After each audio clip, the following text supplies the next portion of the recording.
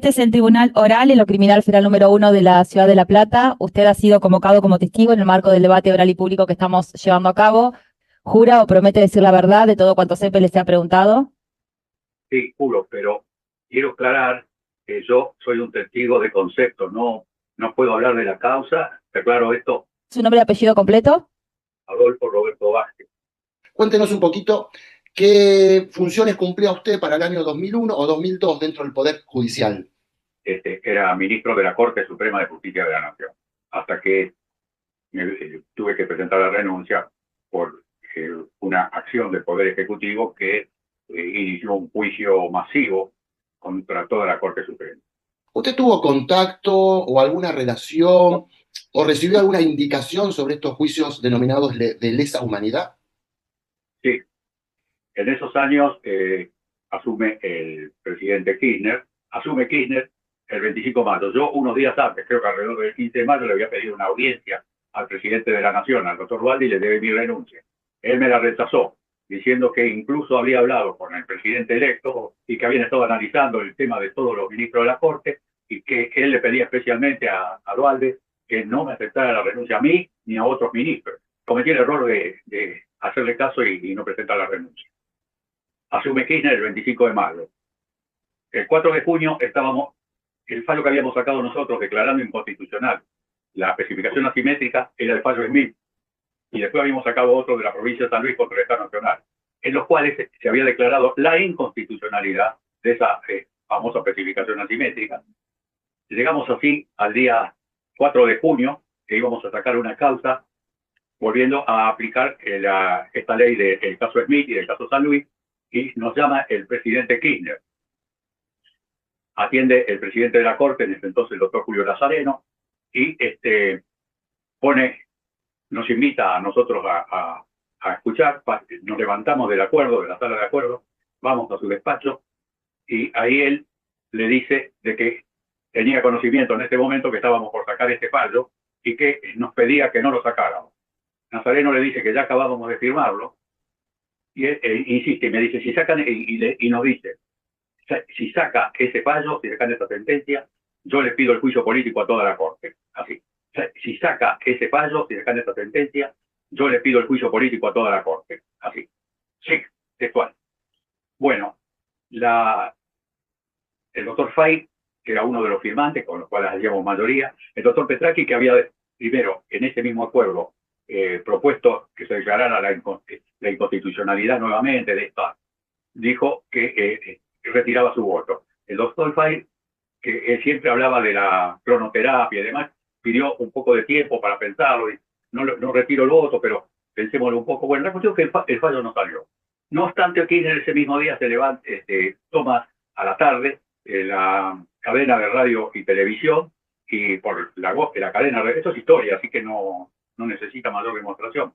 Por la cadena de radio y televisión le pide al Congreso, le implora, dice él, en una orden, y que estaba el Congreso totalmente de acuerdo, que deponga a la Corte. Se inician los juicios políticos, lo encabezaba, el primer juicio político era el del doctor Fay. El doctor Fay negocia un poco con principalmente diputados que eran muy fervientes de hacer el juicio político, caso de la diputada Carrión, y él promete que renunciaría en los próximos días, va a tardar un mes. Bueno, lo retiran del juicio político. Continúa la citación a la Cámara de Diputados para el primer interrogatorio con el doctor Nazareno. Cuando ni siquiera lo llega a notificar, renuncia el doctor Nazareno. Después sigue el doctor López, también sigue el mismo paso que Nazareno, renuncia. Al poco tiempo fallece. Dicen que el disgusto, que bueno, y después sigo yo. Estando yo ya citado, recibo una llamada urgente. Un día estaba trabajando en mi despacho, una llamada urgente de un amigo mío que era el señor Jorge Antonio, y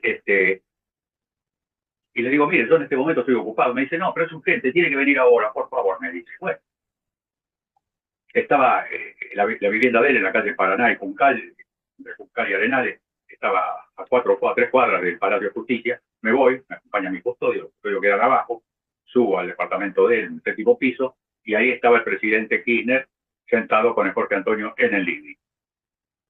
Me dice, siéntese, dice, ¿qué quiere tomar? Bueno, cosas de siempre, de urbanidad. Le pedí un mate cocido. Bueno, me dice, mire, Adolfo, le repito que no, yo lo conocí a él de muy joven, era una amistad, una vieja amistad. Le digo, me dice, mire, Adolfo, el tema es así. El presidente, aquí presente, yo lo había saludado al presidente, obviamente, necesita de usted dos cosas. Necesita que convaliden la ley de especificación, que hay este lío, por eso yo le estaba contando, y necesita que se declare constitucional la ley de nulidad. A la sazón se había dictado la ley de nulidad en el Congreso, que declaraba la nulidad de la ley de punto final y obediencia debida, porque querían reabrir todas las instancias. Yo me quedé sorprendido porque el Congreso, no sorprendido no, porque ya había visto en los diarios, estaba informado que el Congreso había dictado una ley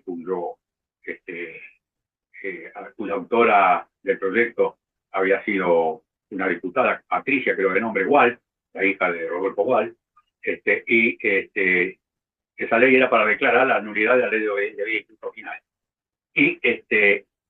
Y la doctora Carrió había sido la que había fundamentado la ley y demás, y así el Congreso, como Cámara de Origen, la Cámara de Diputados, declaró la nulidad de la ley de obediencia debida y punto final, y estas leyes habían sido declaradas ya constitucionales por la Corte, que integraban exclusivamente los integrantes que había nombrado Alfonsín cuando llegó al poder en el año 1983. Yo me quedé sorprendido. O sea, yo me imaginé que alguna cosa no iba a ser bien, pero no sabía que me iban a pedir concretamente. Entonces le dije, mire, traté de explicar ahí un poco lo que es la cosa juzgada. La Corte se había pronunciado en una época y que había habido muchas remisiones. Incluso hubo remisiones en las cuales intervine yo al fallo que había declarado que eran constitucionales las leyes de obediencia debida y punto final. Y con respecto a la ley que también me pedían en ese momento, por eso no tengo más remedio que hablar de las dos cosas, de la especificación asimétrica, le dije, mire, nosotros ya declaramos inconstitucional la ley de especificación asimétrica, porque es una ley que avasalla la propiedad privada. Esto fue declarado inconstitucional y yo soy el autor. Y era un escándalo. A nosotros, estando yo y el doctor López, se nos metió la gente hasta el cuarto piso, donde estaba nuestro despacho, pero multitudes. Gendarmería nos manda, y bueno, estuvimos con los gendarmes desde ahí hasta el tiempo que duró todo este conflicto. Rodeado de gendarmes con el doctor López, en la segunda quincena fue que preparamos el proyecto de inconstitucionalidad que después se llamó la causa ESMI. Los canales hervían. En ese momento Jorge Lanata, otro periodista que creo que es un aritmético, no me acuerdo cómo se llamaba, eran los principales, pasaban las fotos de nuestros domicilios, instaban a la gente a que fueran a tomar los domicilios, que nos presionara. Pasaron de mi domicilio, obviamente, el de Nazareno primero, el de Fire también, el mío, bueno, de todos. No hubo ninguno que se quedara sin esto. Venían, por ejemplo, en el caso mío, esto lo vi yo, venían gente en micro, que yo estoy absolutamente seguro que los mandaban de la CIDE, y se desplegaban, le gritaban casi todos vivimos en departamentos, obviamente, le gritaban a los vecinos que no nos dejaran vivir ahí, que nos echaran. Bueno, así se vivía en ese momento. A Boyano lo habían agredido, la cara le pegado. A otros que habían sido ex ministros de la Corte, como Barras, también lo trompearon. Bueno, fue una cosa espantosa lo que se vive. Lo retrotraigo nuevamente a la reunión que usted nos estaba contando y narrando recién, y nos dice que el presidente Kirchner, electo en ese momento, le habría solicitado dos cuestiones. Algo de la especificación, que usted ya nos contó, y también algo que tenía que ver con esta ley de nulidad de obediencia debida y punto final. ¿Se accedió a eso? ¿Cuál fue la posición de la Corte? ¿O qué pasó con ese pedido? No, estoy diciendo mi posición en ese momento. Ya estaba renunciado Nazareno, ya estaba renunciado López, Moliné estaba siendo sometido a juicio político en el Senado, y Fay había arreglado, yo vi que en el despacho de Fay habían llevado una cantidad de cajones de estos, de canastos, para poner, estaban apilando libros y esas cosas, pero Fay había hecho eso 2 o 3 veces, que cada vez que tenía una situación así violenta, decía que renunciaba, y después cuando la cosa se tranquilizaba, usando su terapia, volvía a poner los libros en los estantes. Pero bueno, yo le dije a Jorge Antonio que yo le contestaba al día siguiente, pero que en principio Kirchner se levanta, yo me levanto, me pone la mano en el hombro, se dirige a Jorge Antonio, que actuaba de vocero de él, y le dice, Jorge, yo le dije que estamos perdiendo el tiempo. Y se mete en la cocina. Entonces me quedo solo con Jorge Antonio y digo, Jorge, le digo, yo, ya le digo, no puedo borrar con el codo lo que escribí con la mano en estas causas. Y con respecto al tema de los militares, esto es cosa juzgada desde la época del conflicto. Y debe haber, por lo menos yo, mañana les puedo contar, pero debe haber decenas de remisiones, sin contar las de los jueces inferiores, de los tribunales, de hasta, porque todo el mundo aplicaba ya la doctrina de la constitucionalidad de Calete. Bueno, se terminó ahí la cosa. Al día siguiente volví y Jorge Antonio me dice, mire, Adolfo, usted está en una situación de extrema debilidad. Yo le aconsejo que acepte, porque yo tengo dos amigos en la corte. Uno es usted y otro es el doctor Petracchi, que fue nombrado por Alfonsín y Petracchi aceptó. ¿Cómo usted no va a aceptar? ¿Por qué usted no puede aceptar? Porque yo no puedo volver atrás lo que es la cosa juzgada. La cosa juzgada es una cosa sagrada. No se puede deshacer así como así. Bueno, y bueno, le dije que no. Me dice, bueno, mire que la situación. Le digo, mire, yo no sé. Yo antes de renunciar voy a pelear todo lo que pueda. Yo le llevé la renuncia y me la rechazaron. Y ahora no quiero quedar como que soy echado. Voy a pelear todo lo que pueda. Y así lo hice. ¿Algo más? Sí, sí, doctor. Ahora, de ese pedido que usted recibe y que nos está contando, que fue muy concreto el pedido del entonces presidente Kirchner, finalmente, o ustedes o se adhieren a eso o esto provocó el nombramiento de una nueva corte que se avino a ese planteo. Obviamente que es así como la última etapa que usted dijo. Ya había empezado a caminar dos candidatos, uno que iba a ocupar el puesto que había dejado Nazareno, que fue el primero que renunció. Las versiones o las informaciones que nosotros manejábamos tampoco eran de segunda mano ni nada, eran información. Sabíamos que, aparte me lo dijo Jorge Antonio, que Petracchi había aceptado. Arregló con Kirchner de que iba a cumplir lo que le pedía Kirchner. Que Maqueda había aceptado que iba a cumplir con Kirchner lo que le pedía Kirchner. Que Maqueda está vivo todavía, así que puede que me venga a decir que no.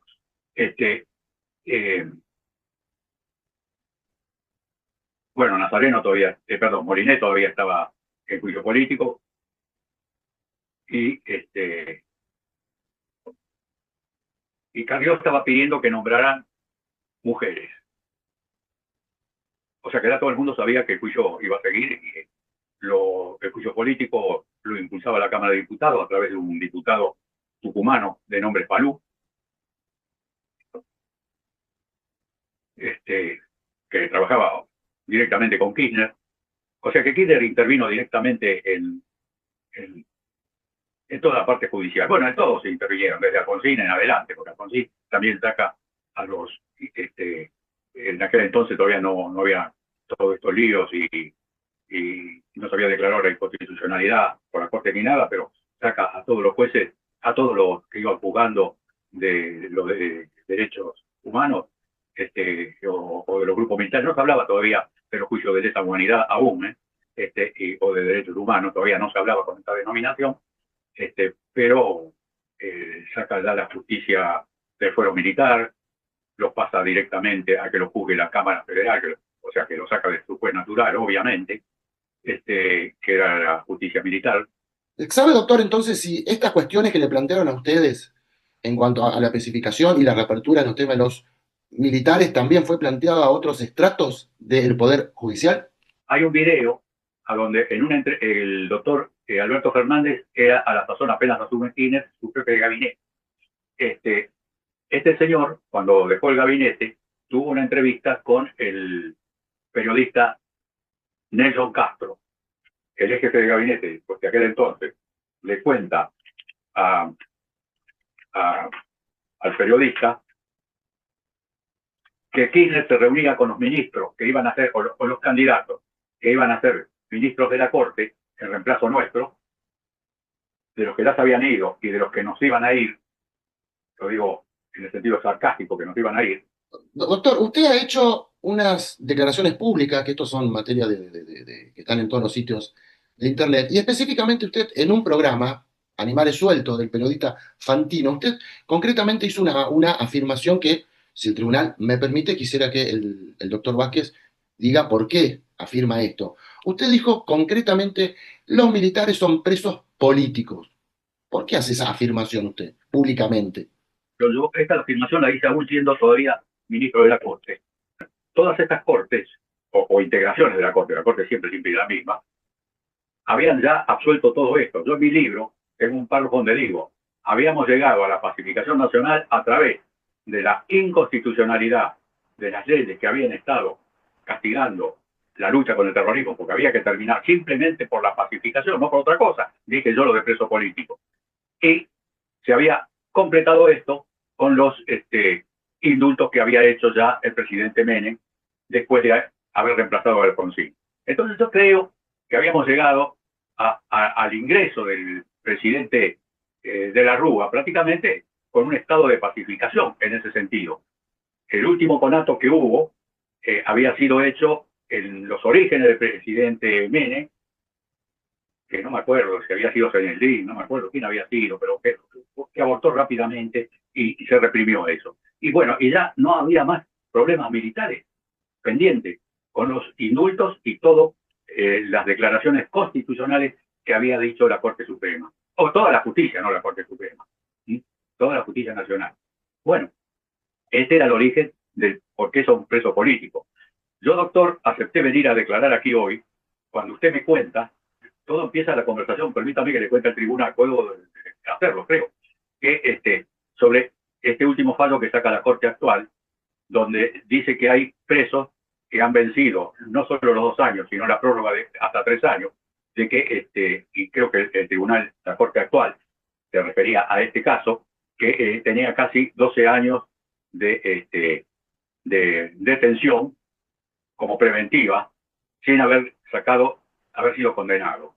Y usted me dijo que uno de sus clientes, que creo que no sé si era el que estamos declarando hoy, creo que sí, o pienso que puede ser, por lo que me dijo usted, que estaba en una situación parecida de casi 12 años de detención en prisión preventiva. Entonces digo, bueno, si esto va en la misma línea que mis colegas actuales de la Corte han sacado esto, yo me sentí horrorizado cuando vi eso, porque yo pensé que podría haber alguna excepción.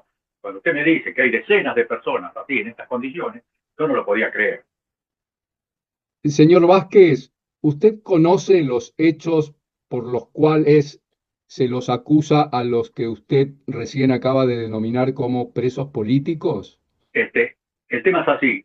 Por ejemplo, si yo agarro la causa Simón, obviamente que estoy leyendo la relación de los hechos. Si agarro la causa Maceo, que es una de las causas que a mí me llamó mucho la atención, porque cuando yo estaba ahí en la corte, siempre estaba pidiendo a los gritos, cuando, por ejemplo, en el último caso que intervine con relativa aplicación de esta doctrina de los derechos humanos, que fue el caso de Arancibia, por la imprescriptibilidad retroactiva de la ley que yo sentencié en contra, se declaró por la mayoría de la Corte que yo todavía integraba, que era imprescriptible por la aplicación del jus cogen, la prescripción de los delitos de lesa humanidad. Primero que había que declarar los de lesa humanidad, yo creo que lo de Arancibia estaba bien declarado de lesa humanidad, pero en ningún momento yo aceptaría la aplicación retroactiva violando el artículo 18 de la Constitución Nacional. Para ser preciso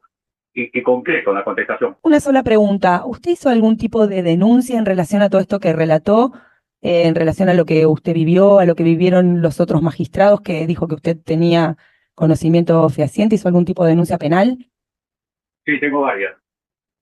No me van a dejar hablar, pero yo les puedo decir, por ejemplo, hablé recién del caso de Arancibia. El caso de Arancibia se dictó en el mes de agosto del año 2004.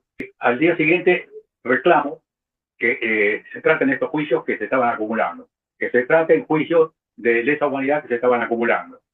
Y se había hecho un silencio grave o sugestivo en ese periodo mío en la Corte, porque no traían los juicios de los militares. A los pocos días yo venía pidiendo a los gritos que en los programas públicos, yo recién ofrecí el programa de este periodista de Estados Unidos, que la doctora Carmen Argibay, que a la sazón estaba trabajando en el Tribunal de Roma y que no se hacía cargo de su vocalía, que la habían nombrado hacía ya casi un año, antes de que, porque yo sabía que la posición de ella era de mantener la cosa juzgada anterior firme, como la mantuvo ella después en su caso Maceo, a donde incluso tiene un párrafo muy lindo cuando ella dice, si nosotros no mantenemos la cosa o reconocemos la cosa juzgada anterior, que la primera sentencia que sacó la Corte en la época de Alfonsín, declarando la constitucionalidad de obediencia debida y punto final, la doctora Argibay concluye ahí que en el día de mañana no van a mantener la sentencia que saquemos nosotros. Y en el caso Maceo, donde se trataba la cuestión del general Rivero, que había quedado encuadrado en esto, sin ninguna duda, como la mayoría de los presos que están en este momento, que no llamamos presos políticos, los sigo llamando, la doctora Argibay, hoy fallecida,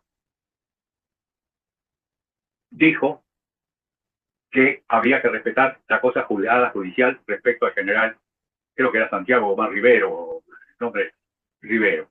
Esto en la causa Maceo. Esto es lo que yo quería contestarle recién al doctor. Si me dice a mí, conozco algo de las cosas, ¿cómo no voy a poder? Presidenta, bueno, por nuestra parte, gracias. Si no leo el caso, ¿no? Bien, perfecto. Quedó claro el punto igualmente. Muchas gracias. Bien, ¿hay alguna pregunta más para el testigo? No. ¿Me asiste el señor secretario? ¿Alguna pregunta en el Zoom para el testigo? No. Bien. Bueno, muy bien. Señor Vázquez, su declaración, no hay más preguntas. Su declaración ha culminado. Le agradecemos mucho su conexión a esta audiencia. Que tenga muy buenos días. Se puede desconectar.